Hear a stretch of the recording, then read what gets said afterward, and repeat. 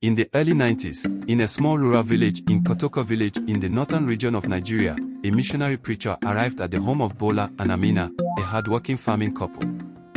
During a quiet evening prayer, the preacher placed his hands on Amina's pregnant belly and spoke words that would change their lives forever. This child will have a great purpose. But first, he must learn the world is bigger than himself. Bola and Amina were confused. They were simple people, not wealthy or important, but they believed in the preacher's words. They prayed for their unborn son, unsure of what the future held, but trusting that somehow, their child would be special. Duro was born in that same village, and from an early age, it was clear that he was not like the other children. He was wild, stubborn, and always full of energy. His parents struggled to keep him in line. Duro would constantly get into trouble, whether it was teasing the other children, running off with the football during game time or defying the village elders. He had a fierce will and refused to be told what to do.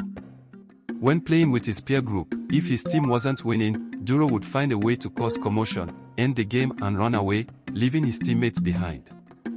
He wasn't concerned with the rules, only with having things his way. The other boys grew frustrated with him, and even the adults began to avoid him, fearing that he would stir up more trouble. But there was one person who always stuck by him, Musa. Musa was the complete opposite of Duro. While Duro was loud, brash, and loved adventure, Musa was quiet, reserved, and preferred solitude. While Duro was out causing mischief, Musa would be reading by the river or helping the village elders with little or no help. Despite their differences, the two boys were very close. People in the village often wondered, how can someone as quiet as Musa be friends with Duro, the troublemaker? But the two understood each other in a way no one else did. Duro respected Musa's calm nature, and Musa admired Duro's confidence and fearlessness. They spent time together, with Duro dragging Musa into games or showing him his latest wild ideas. Even though Musa never enjoyed the chaos of Duro's antics, he always stayed by his side. Their friendship was a mystery to others, but it worked for them. They balanced each other out. But when Musa's parents decided to send him to the big city to study, their paths slowly began to drift apart. Duro stayed behind in the village, and Musa embraced his new life in the city. But while they were apart, Musa's heart was still tied to the village, and his mind began to work in ways unexpected. While Musa was in the city, Duro continued to cause his usual trouble, but his mind also began to wander in a different direction. One day, Duro had a vivid dream. In the dream, he saw a simple yet brilliant way to bring water to the village more easily. The village's old water pump was often broken, and the people struggled to fetch water from the faraway river. In his dream, Duro saw a method that could transport water from the river directly to the village square. He didn't know anything about plumbing, but he was always curious and observant. Over the following weeks, he gathered scraps of wood and other materials he could find, and began experimenting. It wasn't easy, and he made many mistakes along the way. But after much trial and error, he created a system that worked perfectly. The villagers no longer had to carry heavy buckets of water from the far river, the water flowed directly to them. When a local journalist came to the village to report on improvements in the area, he heard about Duro's invention. He came to see it for himself, and soon, Duro's creation was featured in the local newspaper. People from nearby towns began to hear about the boy who had solved one of the village's biggest problems. The villagers, who had once dismissed him as a troublemaker, now looked at him with admiration. Musa, now living in the city, had heard from his grandfather about a young inventor from their small village who had created a water pumping system. He was intrigued. Despite the years that had passed, he couldn't shake the feeling that it was Duro. The boy he had once called a friend, the boy who had always been full of wild ideas, was now making a real difference. Musa decided to visit the village, hoping to reconnect with Duro and see what he had been up to. When he arrived, he found Duro busy working on a new invention, a machine to grind maize more efficiently.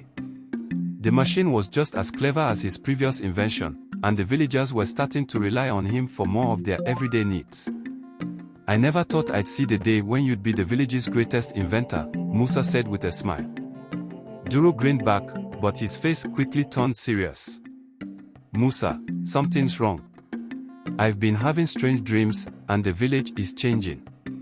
One evening, the village was shaken by a sudden news of bandits' invasion to neighboring villages, killing men and taking their wives and children. These bandits were seen on the edge of the forest, moving quietly and swiftly. The animals became restless, and the villagers began to fear the worst.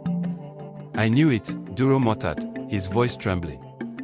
Musa, though skeptical, couldn't deny the growing sense of fear in the air. The village was in danger, and Duro seemed to know more than anyone else. Together, they began to prepare. Duro used his inventions to create a warning system that could alert the villagers if danger was approaching. They also worked on building defensive traps to keep the village safe. It wasn't easy, but Duro's creativity and Musa's logical thinking made them an unstoppable team. These invaders finally emerged from the shadows, revealing themselves masked but had glowing eyes. They moved in unison, sweeping through the village with an unnatural speed. The villagers were terrified. But Duro wasn't afraid. He had spent years building and inventing, and now, his creations would be put to the test. Using the machines he had built, Duro and Musa set traps and barriers. Duro's water pumping system was used to flood parts of the village. The villagers worked together to defend their homes, using every tool they could find. In the final showdown, Duro's inventions worked perfectly. He had built a powerful energy trap. With a burst of electricity generated, these invaders were electrocuted and destroyed, and the village was saved. The people who had once looked down on Duro now saw him as a hero. Musa, who had once thought of Duro as just a troublemaker, now understood the depth of his friend's creativity and determination. Together, they had faced the darkness and won. The bond between them had grown even stronger, and they knew that no matter where life took them, their friendship would remain unshakable. This story of Duro and Musa is a reminder that creativity, hard work, and friendship can overcome even the greatest challenges. Duro, once known for his rebellious ways, became a hero who used his imagination to solve problems and protect those he loved. Musa, the quiet and thoughtful friend, learned the value of standing by his side, and together, they proved that sometimes the greatest inventions come from the simplest ideas, and that friendship can be the most powerful force of all. That is the end of my story.